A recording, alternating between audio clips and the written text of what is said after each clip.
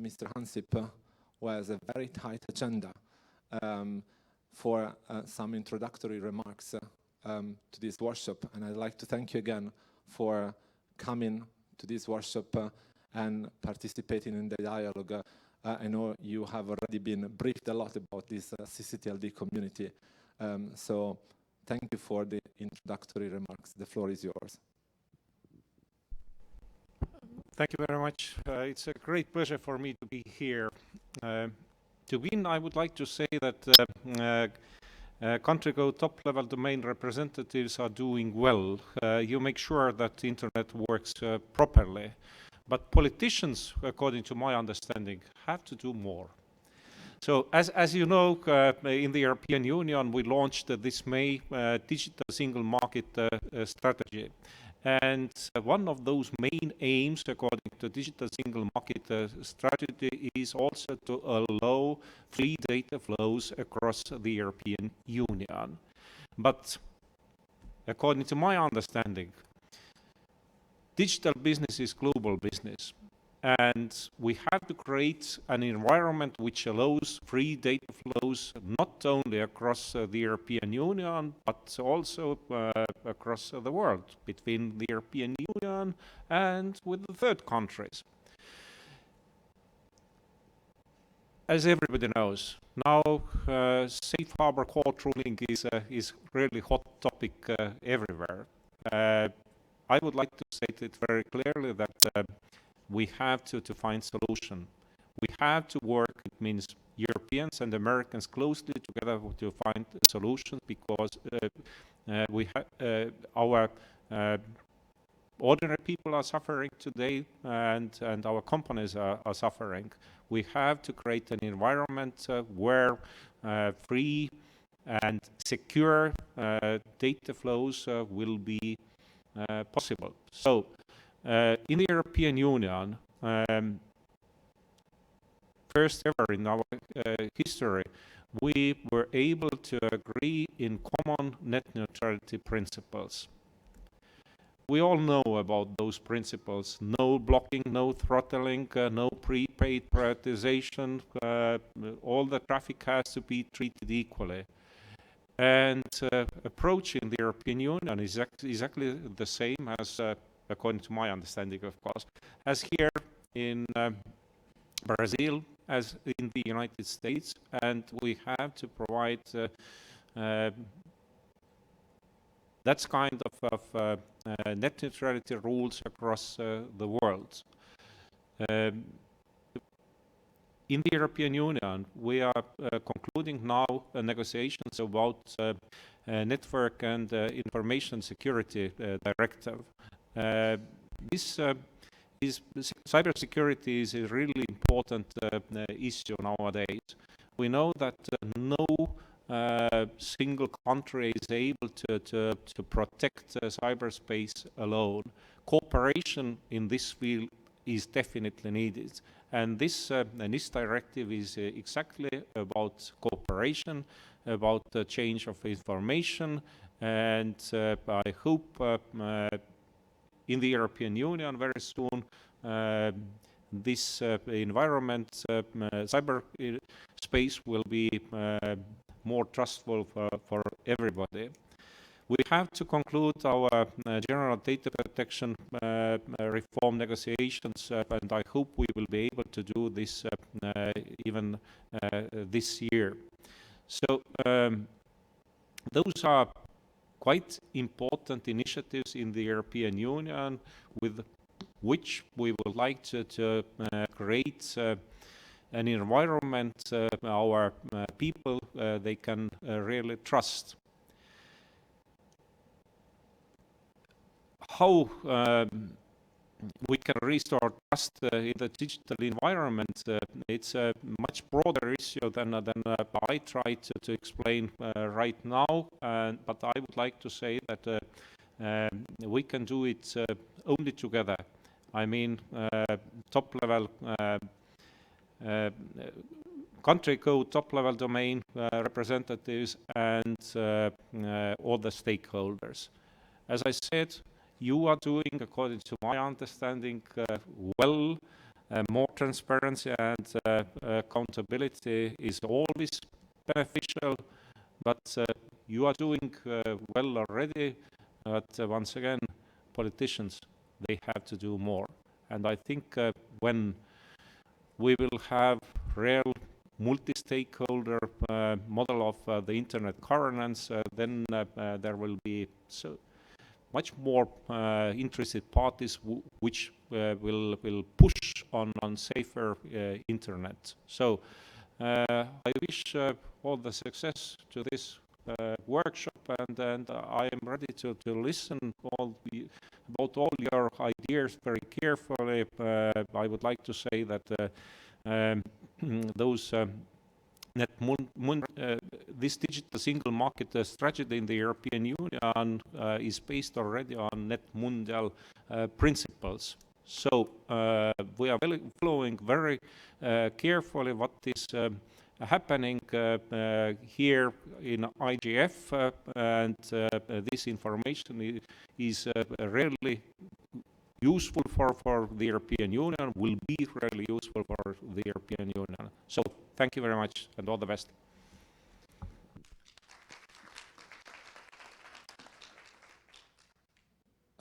Thank you so much, Vice President Ansip. Is there any question from the floor or the remote participation? We are lucky to have a Vice President of the European Commission, so this is the time to speak up.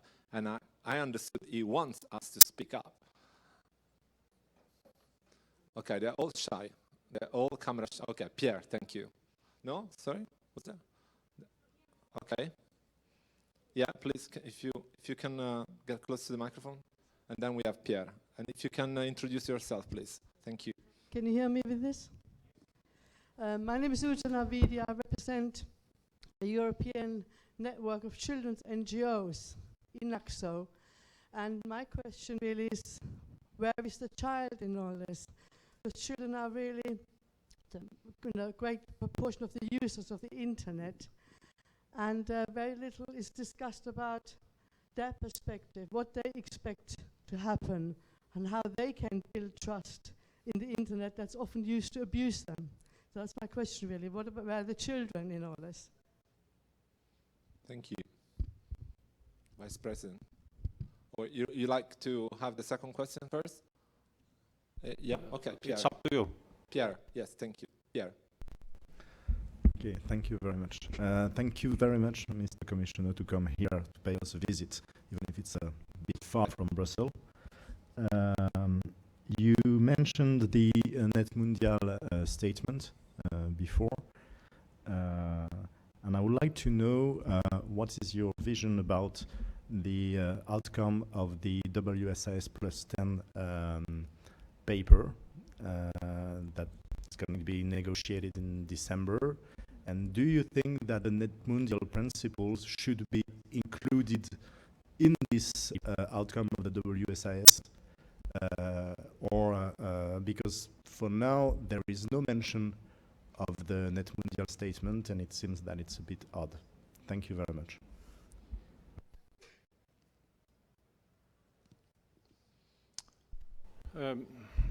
Thank you very much for those questions. At first, our children. We have to pay much more attention on our children in meaning of education and digital skills. So digital is our future. It's not correct to talk about digital economy and non-digital economy anymore.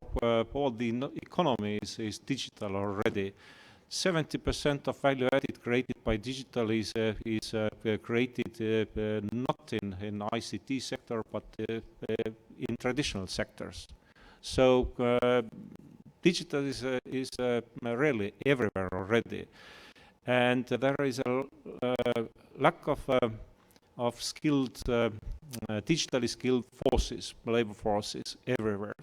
So coding has to be part of curricula, according to my understanding, and maybe in schools it's even too late to start to teach coding to our people.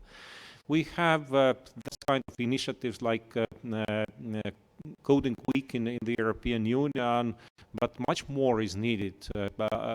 Already children, they have to understand that coding is not boring issue. It can be fun. And I saw many of young people who created some kind of new games, and it was real fun for them. So skills. Then skills and education. Then negative side. I think we have to pay much more attention on those principles like notice and take down. So if there is illegal content somewhere in the internet, then somehow it already works today, but not properly according to my understanding. We have to improve situation in this meaning. If there is illegal content, then reaction has to be much quicker as it is right now. I'm talking about child pornography, for example. We don't have to tolerate that kind of content in open internet. So, what else about children? I think all the internet is for children and then for also retired people. There are some specificities which has to deal with especially with the children. But when we are developing safe internet, then we have to think on all those age groups.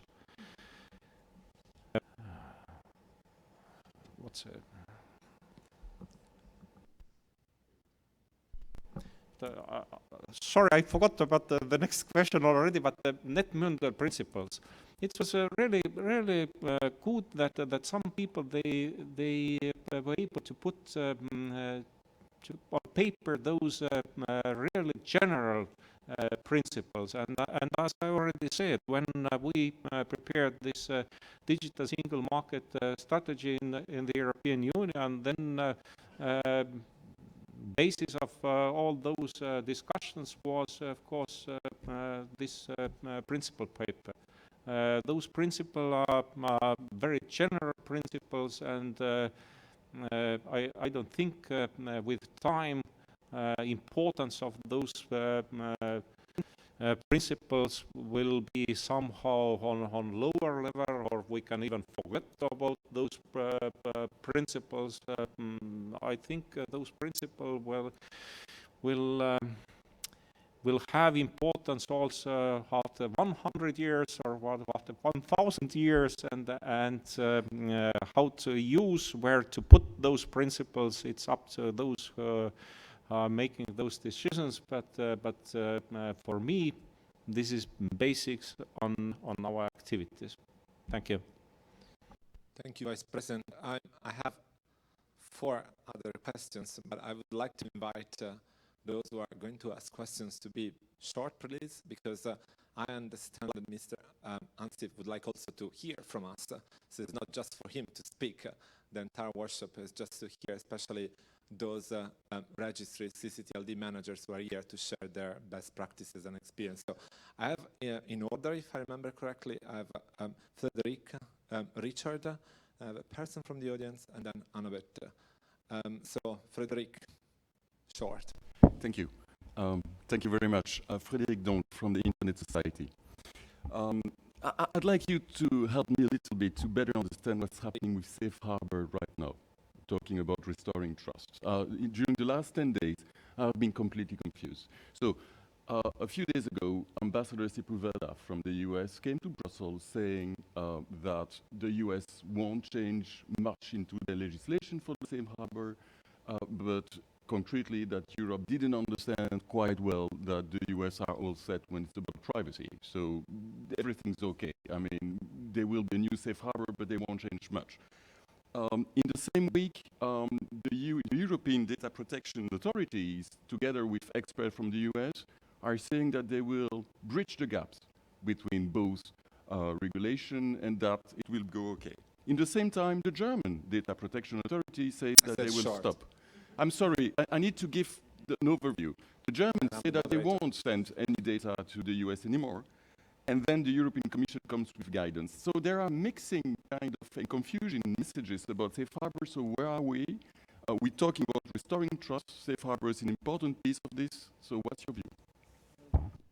If you allow, I will try to explain where we are right now immediately. So when people they are talking about safe harbor, they know that there is some kind of problem, and they knew also that safe harbor was not safe. And this is practically all what people they know about safe harbor. So how we got safe harbor and for what this safe harbor was mentioned. So in the year 1995, in the European Union, we got our first data protection directive. According to this directive, it was allowed to transfer data to the third countries on basis of contracts, so-called contract clause.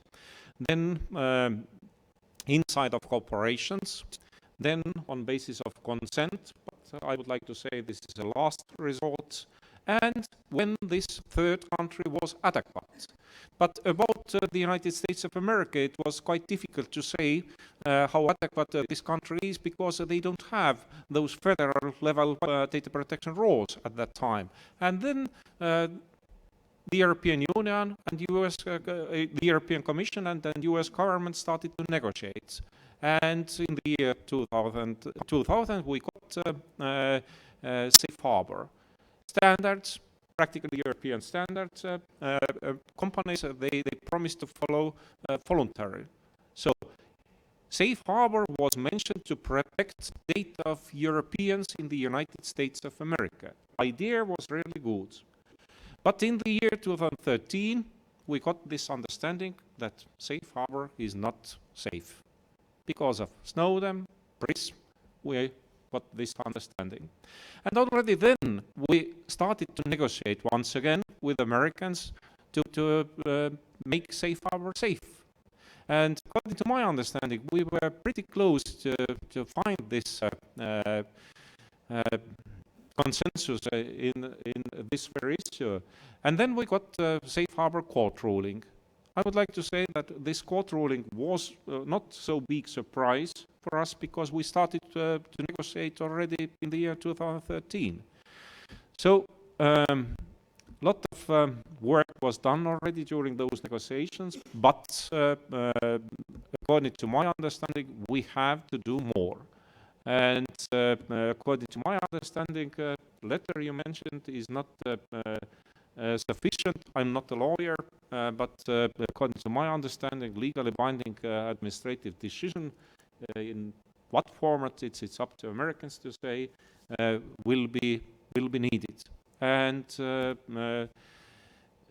I would like to say that a sense of urgency is on both sides, in the European Union and in the United States of America.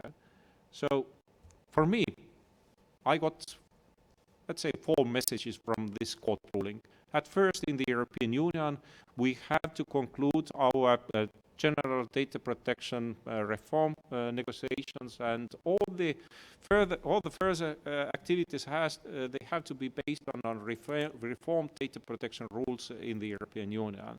Secondly, we have to work closely together with the Americans to find solutions because our people, they are waiting for that, our businesses are waiting for that. Thirdly, our data protection agencies, national agencies and regional agencies, they have to cooperate, they have to try to create common positions because if, I don't know, not only 28 but maybe 128 different data protection agencies will start to negotiate, then yeah, maybe this partner will be happy because of this situation, but I think those 128 will be quite disappointed because of results. Cooperation in this field will be definitely needed. And of course, we promise to give guidelines to our people and businesses, and we launched this communication last Friday already. So I hope now picture is more clear, there is more clarity and predictability for our companies, and this is practically all what we are able to do. Of course, businesses are asking for some kind of grace period, but sorry to say, this is not in our hands. It's up to court to give this grace period or not. So, to conclude, we have to work closely together with Americans, and the aim is to protect data of Europeans in the United States of America. But I would like to say that some important changes took place also in the United States in meaning of data protection. Last January, President Barack Obama made a quite remarkable speech where he stated that all the data, it doesn't matter, data of Americans or non-Americans, they had to be treated on equal basis. And I would like to say that those negotiations, which were started already in the year 2013, they are based on this very strong political guideline. I'm looking forward, hopefully. Thank you. Thanks a lot. And again, sorry for the long question. So I have Richard. That's okay. Richard, then I have you from the floor, and then Annabeth. Thank you, Richard. Hello, my name is Richard Wan, coming from the Austrian Registry.at. Thank you for the kind words to the CCTV community, but in your talk there was one very important sentence, and you said that politicians must do more. Could you be a little bit more precise? What do you think? Is it more regulation? Is it more coordination or cooperation? So what's in your mind about your politician must do more? I'm not promoting more regulations.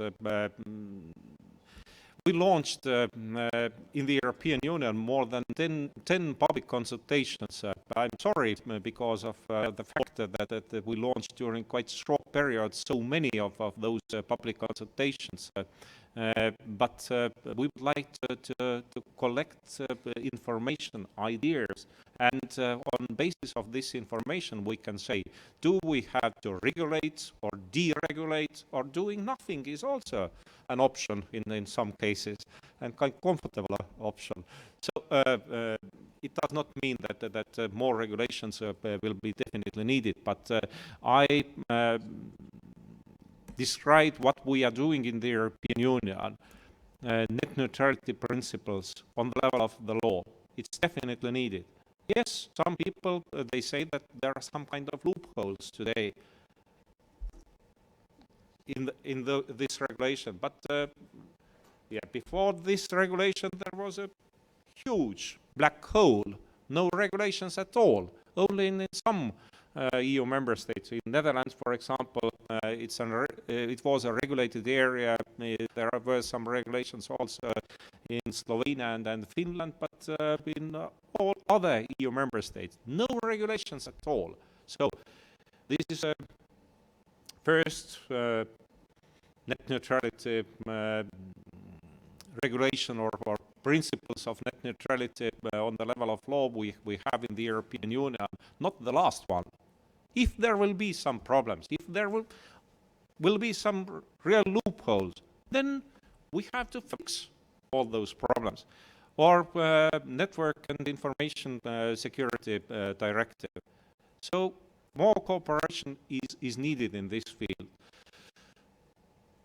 In the year 2007, Estonia was under cyber attacks. So I was Prime Minister of Estonia at that time. And I can say from my own experience how important this informal cooperation between different countries, stakeholder really is. Many of those cyber attacks at that time were cut just because of very fruitful informal cooperation between different national accepts, computer emergency response teams before those attacks crossed our borders. So, once again, more transparency is needed. Deeper cooperation in this field is definitely needed. And politicians, they have to work with those issues. So, clear data protection rules. As I said, we have to conclude as soon as possible, I hope this year, those negotiations about the general data protection reform in the European Union. Safe harbor, it's also up to politicians to conclude as soon as possible those negotiations to protect data of our people. So, when I was talking about politicians who have to do more, then I was talking about that kind of initiatives, that's kind of issues, but I'm absolutely sure you can name hundreds of those areas where politicians they have to do more. Thank you. Thank you, Vice President. Before I leave the floor to the next question, you keep saying that politicians should do more, and you have a politician next to you, and I'm taking this chance to give the floor to Marietje Schaake, member of the European Parliament. And yesterday, you had a great intervention at this workshop organized by the Italian Chamber of Deputies about this Bill of Rights compared to the Marco Civil here in Brazil. So what do you think we should do more at the politician level? What should be done? Thank you, Marietje. Thank you very much. I appreciate the opportunity to speak here and to learn from you about your work. And I think Vice President Ansip makes a very interesting point by saying politicians should do more. I can only agree, of course. Don't want to retire yet.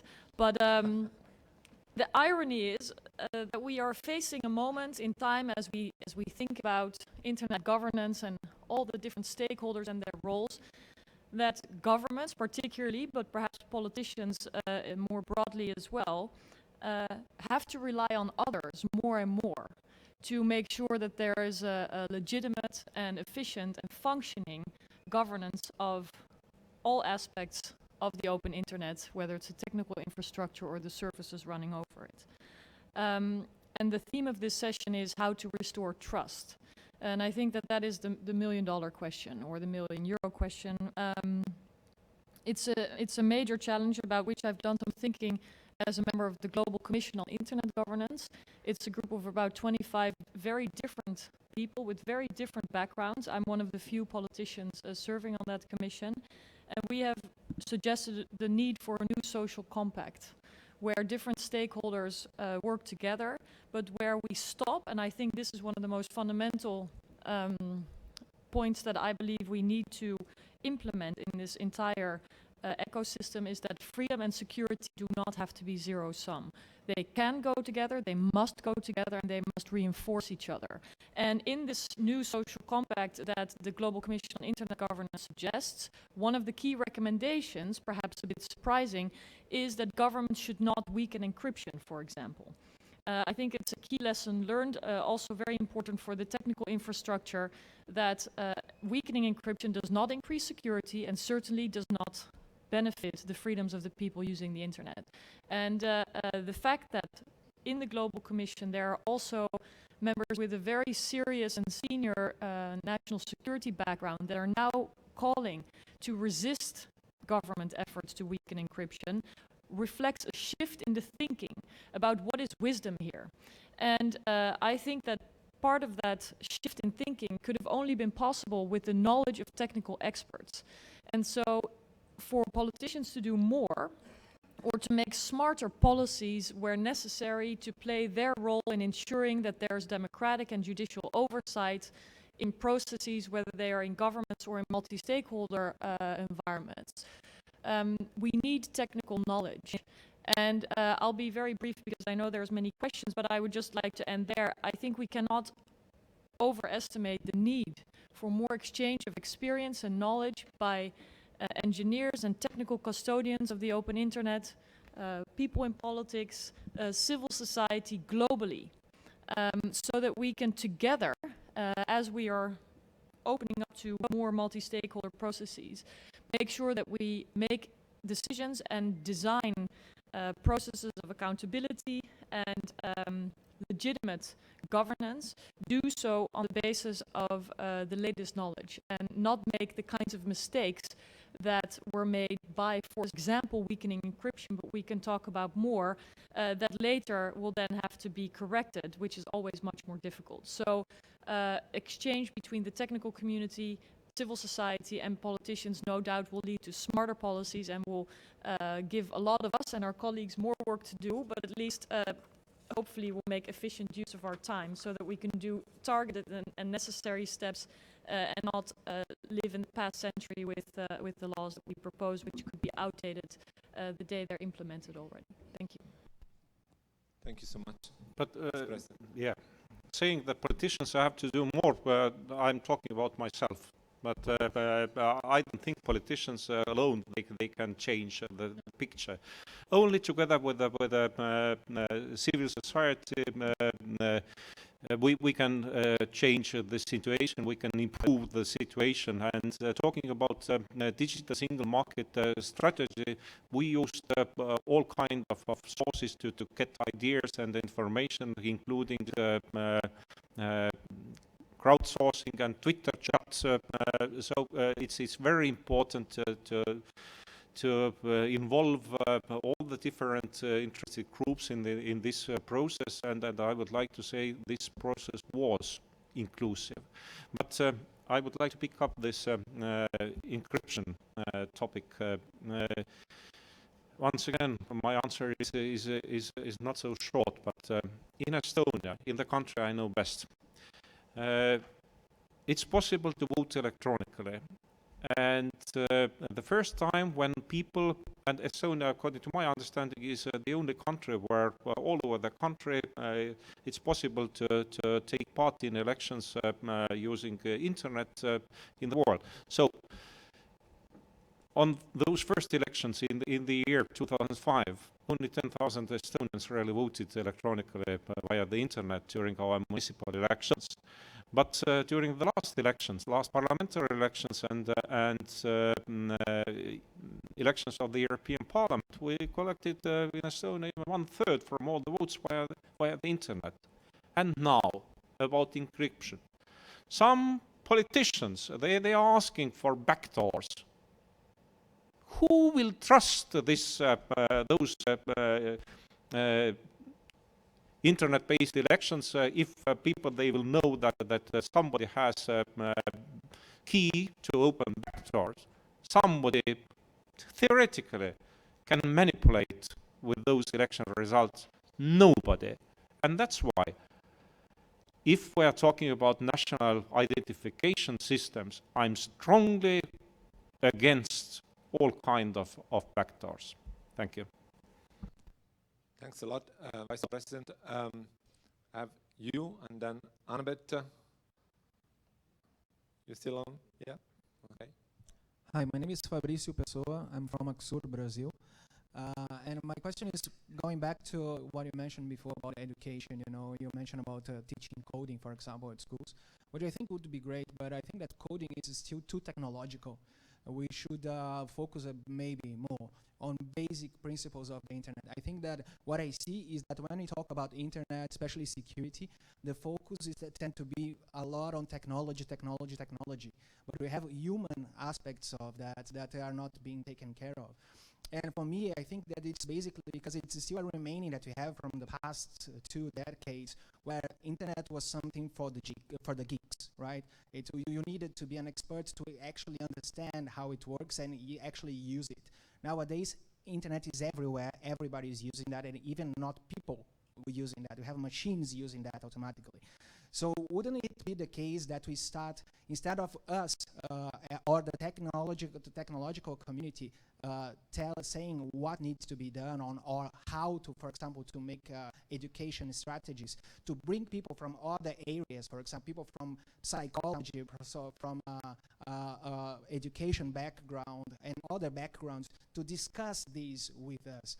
Because I think this might be one of the keys to start working on several different aspects of the internet. For example, how can you debate on privacy, telling what people should and should not accept? If people don't understand how internet works, they should be the ones telling us what they want and what they don't want. But for that, they need to understand how it works. And for that to work, we need to get people from other areas to see how they can approach their own communities and their own groups. So I would like to know, what do you think about it, or if that's something that you guys have in mind? Thank you. Thank you. Can I take the second But my answer is very short. Yes, I agree with you. Okay, I like this kind of answers. So, Annabeth. Hello, my name is Annabeth Lange, and I'm working for the Norwegian registry for .no, not member of EU, but we are close. So what I wanted to ask you about is to go back to what you mentioned about the responsibility for content when you talked about the child. And it's a lot of action out there now for pressure for the registries and also for the ISPs to remove and block, to get rid of the content. And it's a lot of misunderstandings from those asking for it, for both law enforcement and the right holders. So what we experience is that doing that, blocking or taking down a domain name and deleting it, it doesn't solve the question, the problem.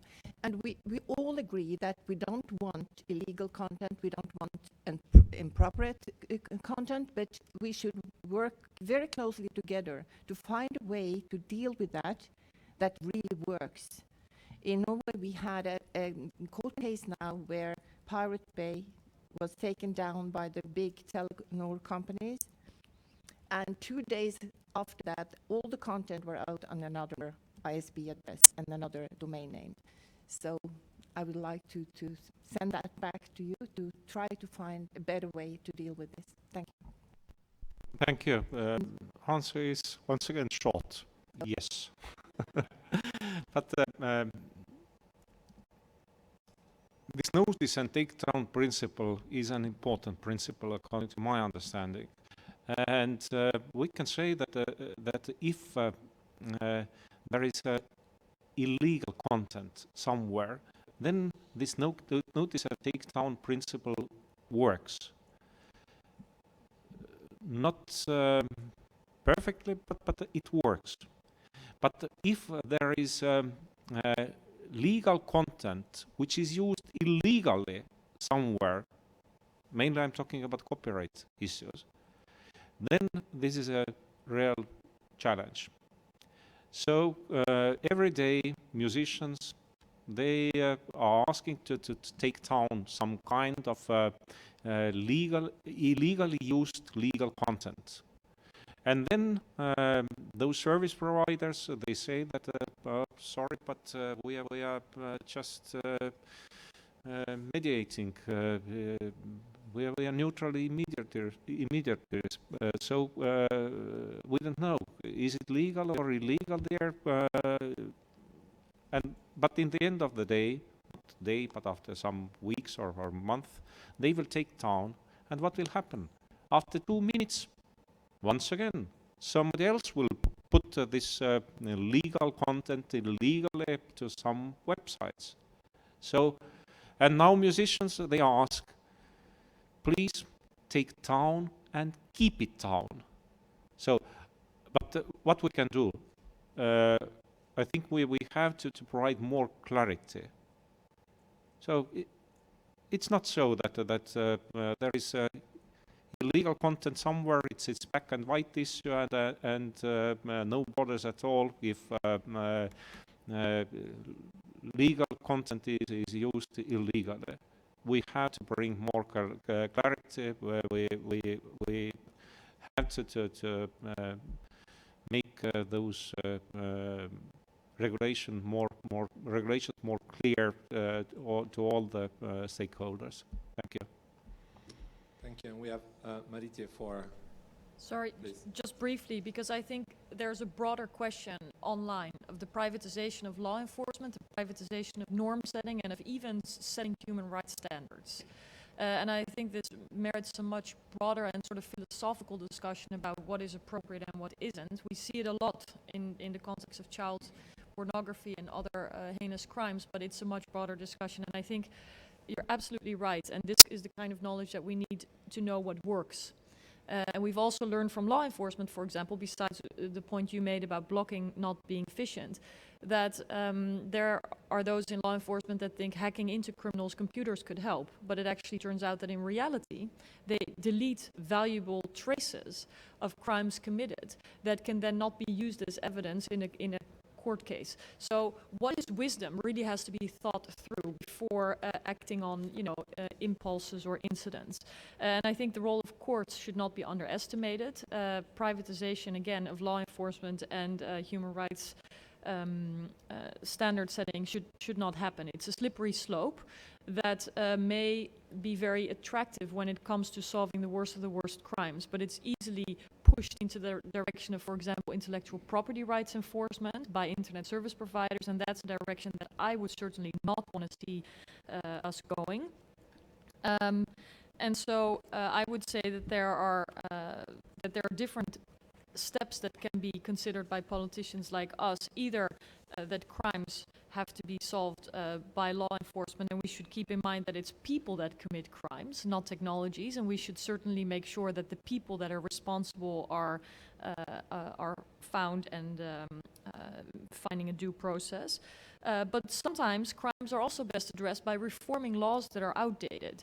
And I know Commissioner Ansip is very focused on this as well. Intellectual property rights laws are no longer fit for the digital age. They have to be reformed. And this is also a way in which crimes, quote unquote, or offenses could be reduced. If we have a legal system that is more up to date to the technological developments, we could also reduce, quote unquote, crime and have a more adequate legal structure for the digital age. And I think particularly in Europe, particularly when it comes to intellectual property rights, we should look at reform and not enforcement.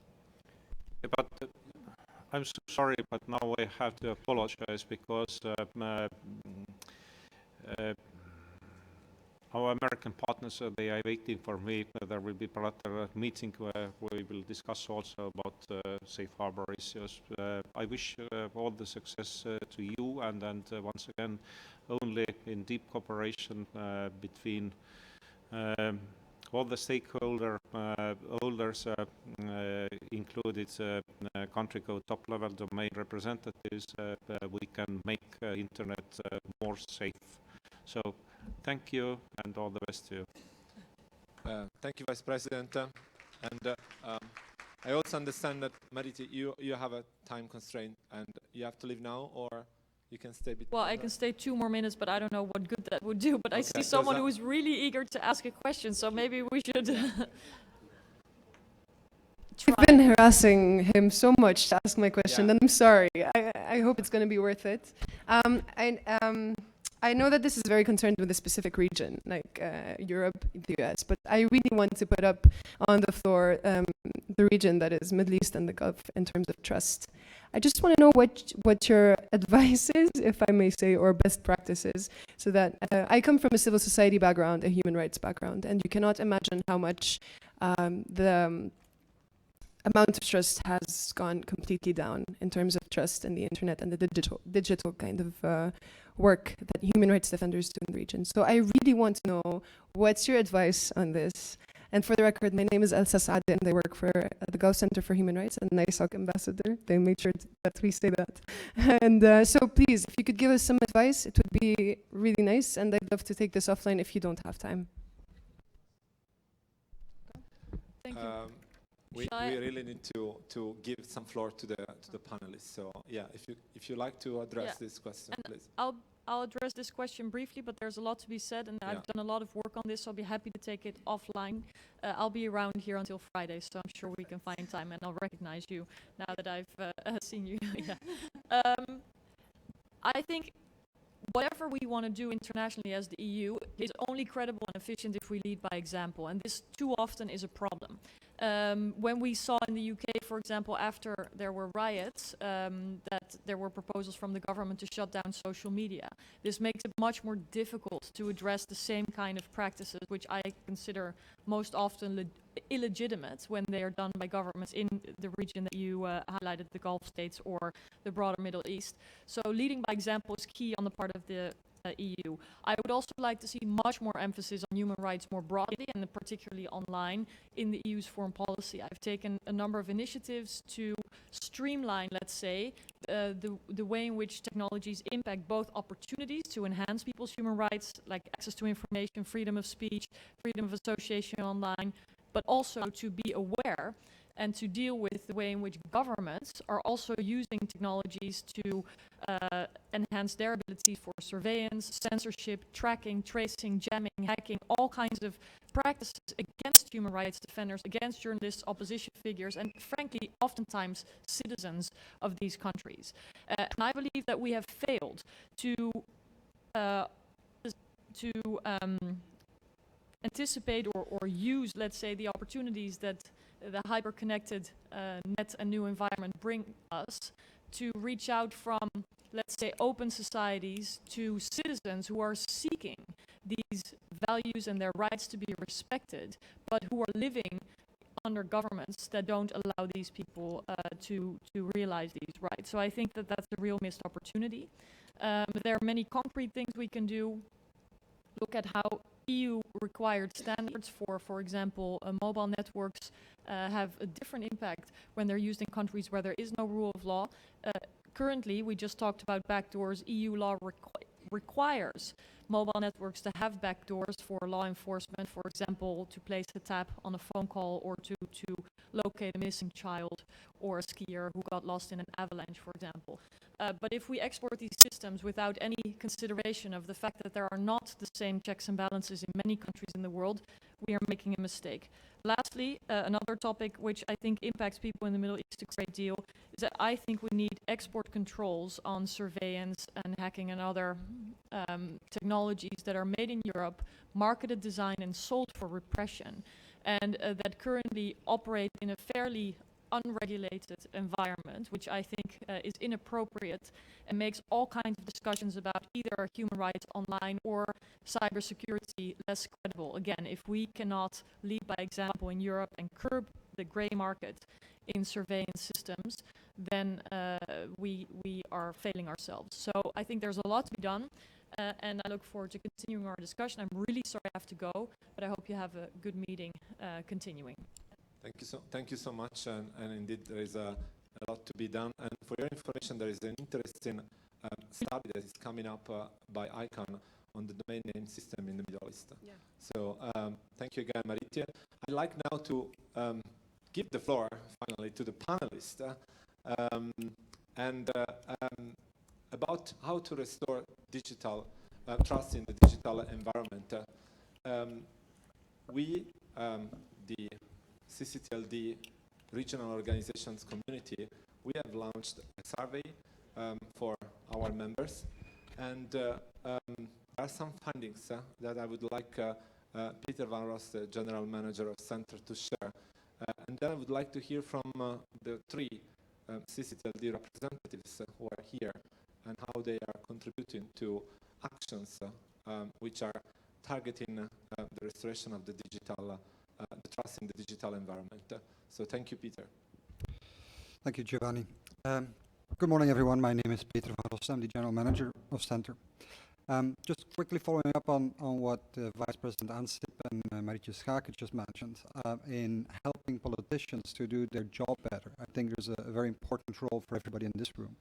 And I must say that the two who launched that request are actually already champions in Brussels of getting the input from the technical communities into the decision-making process. So it's a shame that they're gone, but I would like to thank both of them. Marietje had a wonderful experiment going on with the Nerds in the Parliament. That was a well-attended educational series for parliamentarians. And Vice President Ansip and his cabinet are champions of education of Commission officials so that they truly understand what they're dealing with. So just to conclude that. A quick summary of the survey that Giovanni mentioned. It was held by amongst just over 30 CCTLDs worldwide, unfortunately none from the Middle East. We asked CCTLDs because they're typically perfectly situated to feel the temperature on a national level. And by collecting their views, we get a quick worldwide scan of the digital environment, the threats, and how they see the opportunities to deal with it. So on the highest level, and the survey results will be made available right after the session via the sites of the regional organizations. But the assessment was that the impact of security incidents was considered to be a serious problem in 20% of the countries involved. How this reflect into the level of trust? There was a measurable decrease of trust in critical sectors, in particular banking. The effect was slightly lesser, but still very important and probably had a big economic impact in e-commerce. What was rather surprising was that the sector least affected by security incidents was the public sector. Respondents generally disagree that a lack of trust discourages citizens to be active online. So there is still uptake. A security incident has a brief impact on online activity, but then it flattens out. What have CCTLDs done to help restore trust on a local level? All of them have implemented technical improvements. So we're talking about the NSEC registry or security logs, who is verification, sharing of information on cybersecurity issues, in particular through the national certs. Most of them have stepped up collaboration with the public and private sector, have given trainings to civil servants, to registrars, and all of them are involved in awareness raising. What is the biggest barrier to increasing trust? It's the poor digital literacy. And the one thing that CCTLDs think they can do is, of course, education, and education. Making sure that the awareness increases, and this needs to be a joint effort. It's not just going to come from the technical communities, but we in particular need a strong support from the at-large communities as well. As I mentioned, the details of this survey will be available on the site of Center, LACTLD, APTLD, and EFTLD later today. Thank you. Thank you, Peter. So, Andrew, Ning, Alberto, the floor is yours, and if you can share some of the actions that you are doing, some best practices, some examples. Would like to tell, you, Ning, please. Hello everyone, I'm Ning from CINIC. CINIC is CCTLD, which is in charge of .cn.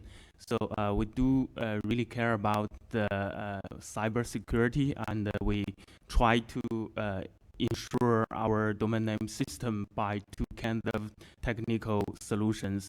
The first one is DNSSEC, and CINIC has implemented DNSSEC in 2013.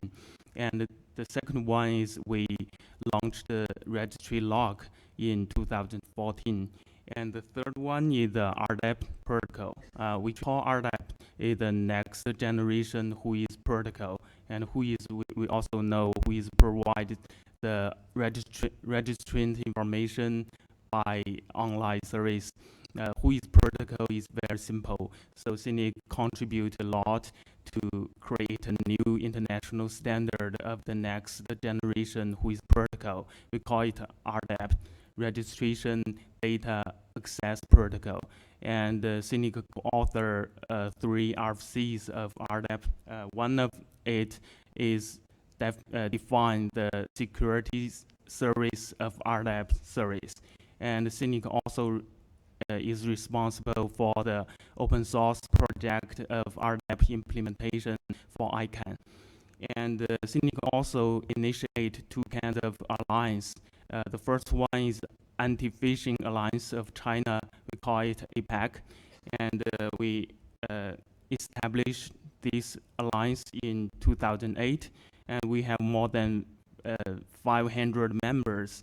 And we we use our anti-phishing system to try to identify any phishing sites. And we in 2004, APAC identified more than 50,000 phishing sites, and only 4% of sites were using .cn. And the second alliance is National Domain Name Security Alliance, and we initiate this alliance in 2012. And we use this alliance to provide a platform, and we can coordinate with big ISP in China and other industry company, and we can share some DNS-related information, and we can share some resources to try to prevent the DDoS attack. And it makes sense. And I suggest maybe we can consider such a kind of alliance to be international alliance, and we try to make more cooperation between countries. That's all. Thanks. Thank you so much. Alberto. Thank you. I work for the Spanish registry that is managed by a government agency called Red.es in charge of promoting internet.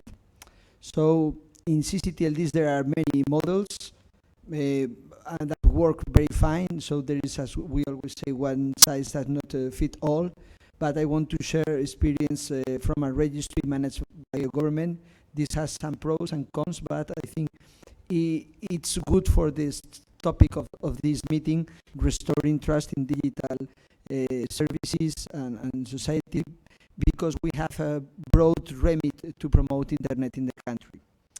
So the organization as such, Red.es, is a government agency, but is collaborating closely with other ministries, regional and local administration, private companies and civil society in many areas beyond the registry of .es. In the registry itself, we think that being managed by the government provides stability in this environment with many new registries, some of them bound to fail. In this case, we know the registry is going to be safe and is going to act on behalf of the local internet community, and in fact any income generated comes back to the community through the different programs of Red.es promoting internet in administration, like in hospitals, schools, universities, or also e-commerce and small medium-sized companies. The registry as such benefits a lot from the exchange of information among registries. So these best practices help us to launch new services and products and take example from our colleagues. So we have implemented DNSSEC with a lot of valuable input gathered from our colleagues. We are also about to launch a registry lock. We cooperate with registrars in issues like anti-phishing, so quite similar to what our Chinese colleagues have told, and this is normal because we are trying to keep up with this good practice of other colleagues. Then in WHOIS, we are trying to keep a good balance between privacy and security, in the sense that we provide for individuals only the minimum information required to contact them, but then we allow law enforcement agencies to access more data if needed. And regarding takedown practices and reaction, our view is slightly different to that of some of our colleagues. We coincide with them that we are not here to judge content, so we are not into that business, and we are not doing it. But our understanding is that the same way we have reached an agreement with other organizations like WIPO to decide what's in breach of intellectual property or of a trademark law. We also accept input from other government agencies about when they think there are issues with other aspects of law. So we are not taking decisions, but we are cooperating closely, for example, with the National Agency for Drugs about whether some illegal drugs are being sold online or whether there is illegal online gaming. But there are official bodies that react offline and also do it online the same way. And we just follow instructions, and we have no responsibility. We are not assessing those contents. But we are trying, once they've taken a decision, we are trying to be efficient with the limitations and I've mentioned about how effective these mechanisms are, but within that we try to be reactive and to see us cooperating and trying to get a safer internet. Then also briefly mention some other activities of Red.ts not strictly related to the registry. Red.ts manages national cert for individuals and small, medium-sized companies. So we are in close contact with them, and there are synergies for both the registry and the cert to be obtained from this cooperation. We have the National Observatory for Telecommunications and Information Society that makes studies and reports and also proposals for the government, also in areas related to trust in the digital environment. And then we also manage the Research and Education Network. For example, we have here an Europe-wide initiative to get digital certificates with a flat rate that allow us to increase security in communications, because we provide digital certificates for free to the universities and research centers. So it's an interesting experience that I think could be used in other areas. And also in authentication and authorization infrastructures, there is a national and a European service, so that using a federation of identity, there is a possibility of using the same credentials to access multiple services, having identity providers, in this case, for example, universities, and service providers that accept this information. And I think some registries are also working in this field, like the Czech registry. So, being a government agency, we do care a lot, and we have different possibilities to try to increase and restore digital trust, which of course is a key issue. Thank you. Thank you, Alberto. Andre. My name is Andrew Romanov. I'm from Russia, from Russian CCTLD. And first of all, I want to say that business community and government should work together on the issue. And I think that the mission of the community is to make this cooperation possible. As we know, there are three aspects of the issue: awareness raising, capacity building, and improving ICT preparedness for cybersecurity threats. Speaking about the awareness raising, we have a lot of conference on cybersecurity, and our local IGF meeting among them. And cybersecurity is one of the permanent issues of this meeting, and of different meetings on the internet, which we have in Russia. Speaking about the capacity building, the Russian CCTLD have online resource which called Learn the Internet and Try to Govern It. And in this online tool, we have a special part for cybersecurity. And I want to say a few words about our really big project aimed to cooperation between business and CCTLD community. We have a Netoscope project from 2012. We have a unique analytical resource aimed at making the Russian domain space safer for users. Netoscope is a cooperation among the largest internet service providers in Russia, like maybe you know Yandex, Mail.ru, among them. And Netoscope now allows allows data aggregation and analysis with respect to domain names addressing malicious resources in .ru, .rf, and .su ccTLDs. The project website contains security information and analytical materials about the distribution of malicious resources in the internet and progress in the exercise of anti-malicious activity. The website users can use an online domain check service and get reports on various types of malicious activities reported by our project partners.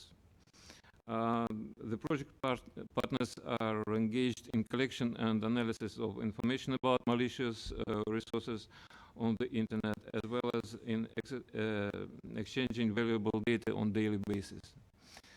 This activity helps us to make our domains more clean and secure, and as a result, to make our domains more attractive for our customers. Thank you. Thank you, Andre. We are really short on time, but we have 3 other people in the panel, and I'd like to ask a question to Europol and Gregory and Christine of CERT Brazil.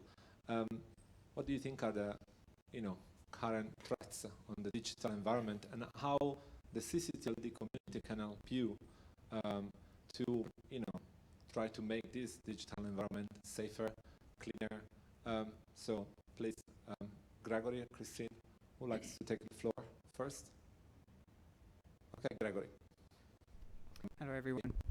So I'm Gregory Mini. I'm representing the European Cybercrime Center. So I'm representative of the law enforcement community. I can subscribe to most of what has been said, and I really think that in order to restore trust in the digital environment, we should not only focus on cybersecurity, patching systems, and trying to make domain names environment more secure, but we also need to look on the attribution of crimes, and we need to also focus on the other side, which is to try to remove those criminals that are behind phishing websites, for instance. So what I would very briefly advocate is to adopt a holistic approach, to work very closely with the law enforcement community. We have to make an effort to understand your constraints. We have to make an effort to understand your business model as well. But I think that we need to establish forums and ongoing dialogues between cybercrime investigators, registrars, so that also when we come to you with takedown notice, for instance, we understand your environment and we tailor it to and we customize it so that you are in a position to help.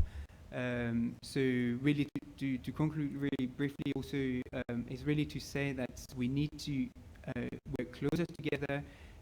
I would be very interested to learn a bit more about the project you were talking about this website. Do you, for instance, give access to this website to the law enforcement community so that they can help you also to remove the actors behind?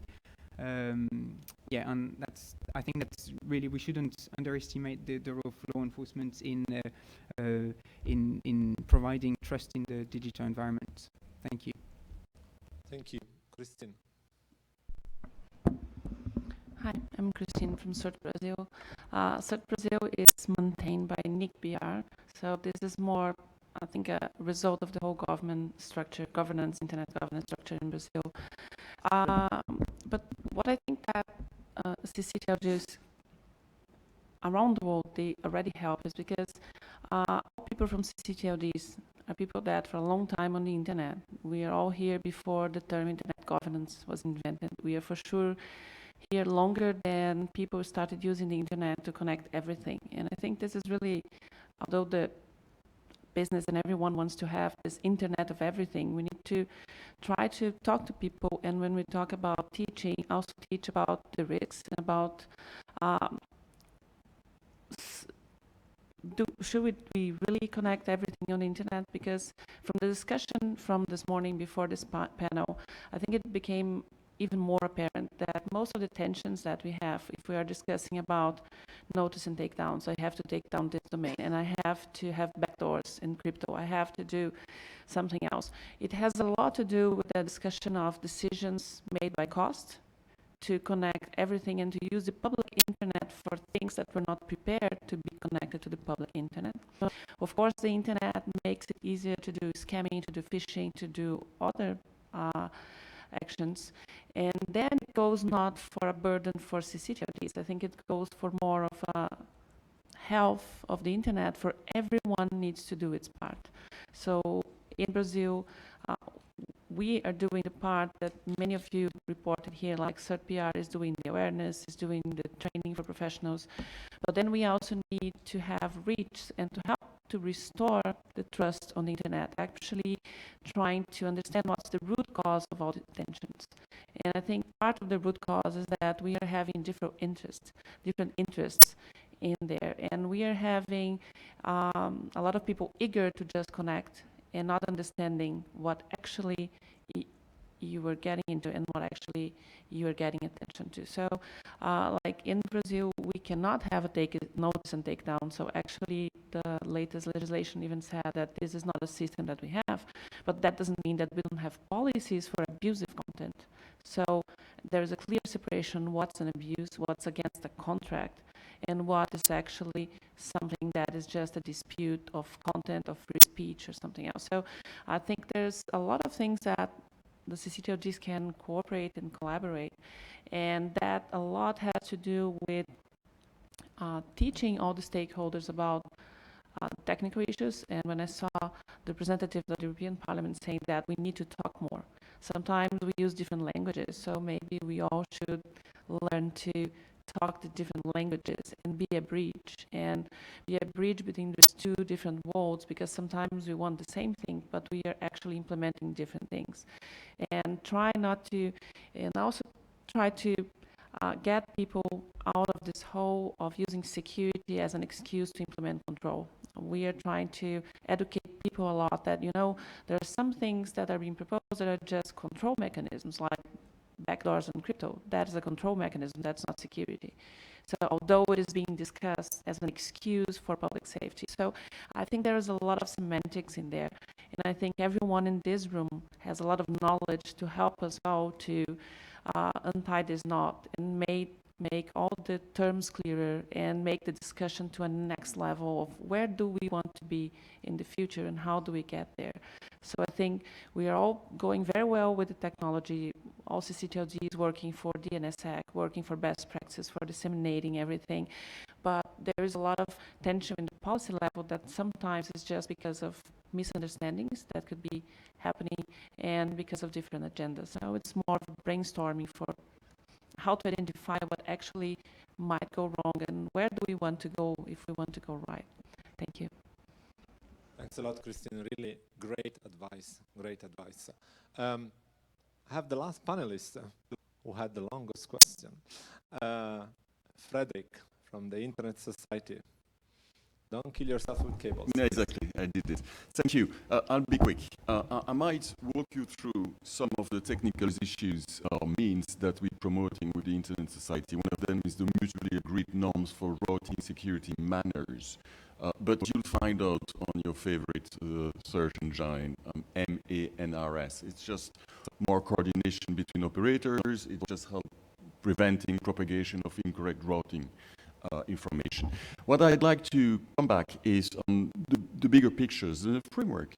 So whenever we talk restoring trust or cybersecurity, first we need to know what it is that we're talking about, what it is that we want to secure. It's not very clear in many discussions with policymakers. Are we talking about people, devices, infrastructure, special services, etc.? Second item, we need to remember that the internet has characteristics that we call in our jargon invariants. Those are characteristics that will never change. The openness, the global reach, the integrity, the ability to reach a point and receive information from that point wherever you are in the world, the openness, the standards, the open standard, etc. Those are not the cause or the origin of malicious behaviors on the internet. Yet we need, whenever, and that's the real challenge, whenever we talk about security, we need to keep that in mind. And this is what Maritje said. I mean, security and privacy are both objectives that might just be achieved at the same time. Third point, there are new ways to consider the way to collaboratively manage risks. So the traditional way was inward risk. You identify an internal and external risk for your company, and then you try to prevent it, period, action. The new way is called outward risk. That's a more collaborative way. It's just something that relates to what Harding calls the tragedy of the commons. I would advise you to read this book. We are all interdependent. So, some poor security practices might just compromise your computers in your organizations, that joins long life botnet. So you're not the target, but you're part of an attack to someone else. Asset and device. So we are all interdependent. So there are new ways to manage risk in a collaborative way. Consider that we're part of an ecosystem. So it's just not about preventing a risk that you identify, but it's just realizing that you are part of an ecosystem. So that would be my third one. Thank you. Thanks a lot, Frederick. Also very pragmatic advice. Thank you. So I'm having, I guess, time for 1.5 questions, if there's any. Anybody, those around the table? I like the fact that the first part, we were lucky to have a Vice President Ansip with us of the European Commission, and he, together with Mariti, they were having a, sort of discussion at very political level, as you may have perceived. And the second part has been really much more into details and much more practical, as we are all having our hands in business, in the domain name business. And so, any very last question to any of the panelists? Pierre? Yeah, thank you. I have a question for all the panelists, by the way, or the panelists who would like to answer. You talked about notice and take down several times, and I think most of us think, by the way, I work in .fr, that it's not our job to judge the content. But practically, when we have to implement a decision by a court or by a law enforcement agency, we often face a problem because we don't know if we have to delete a domain name or to block a domain name. Because if we delete it, anyone can register it the day after. So we still not have found a real good solution, because if we block it, it's a way of, it's a kind of restriction to the freedom of speech, in a way, because we forbid anyone to use a domain name. And if we delete it, it can be reopened in a matter of time. Thank you. Okay, who likes to take this question? Alberto, lawyer. I think it's a very relevant question, and as I said, we're trying to cooperate and be useful, but yet we have problems exactly with that issue. But what we see is closely related to the fact of having reliable data underneath the registrant. Sorry. If you delete and someone registers again, but you can't really identify who's doing that, there's someone taking responsibility.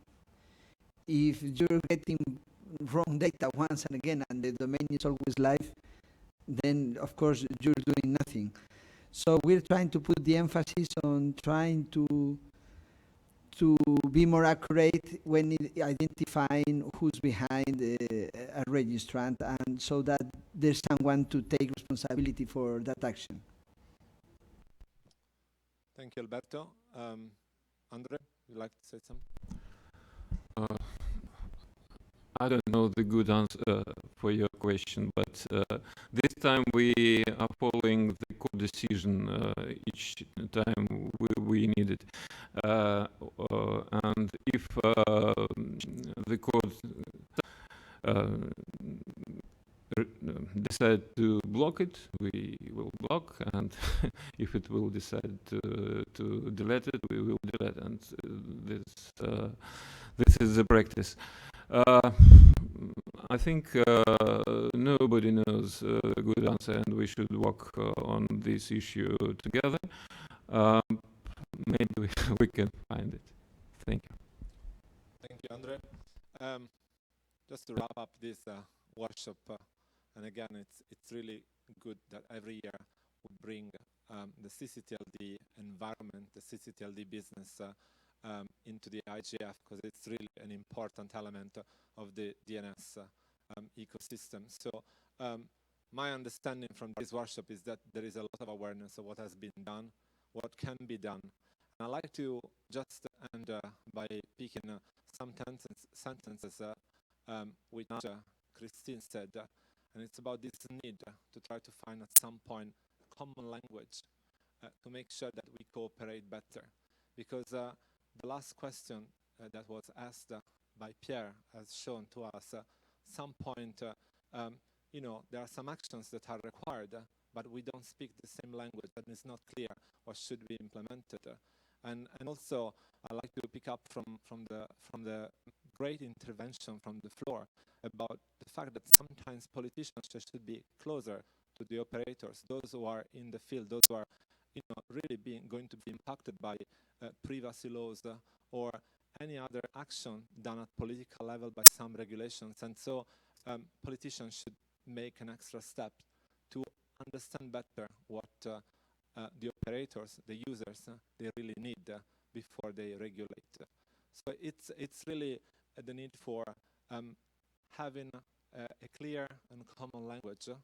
I wouldn't say Esperanto, but something like the Esperanto of the internet that can make all the parties involved in the DNS talking together the same language for, at the end, the advantage of the end users. That said, I'd like to thank all the panelists. I didn't introduce myself. I'm Giovanni Seppia, External Relations Manager of URID and Chairman of the Center Board. And I asked everybody to introduce himself, but I forgot to introduce myself, so sorry about that. Thank you again to all the panelists. Big applause to all the panelists and to all the CCTLDs for the work they've been doing. And see you next year. Bye.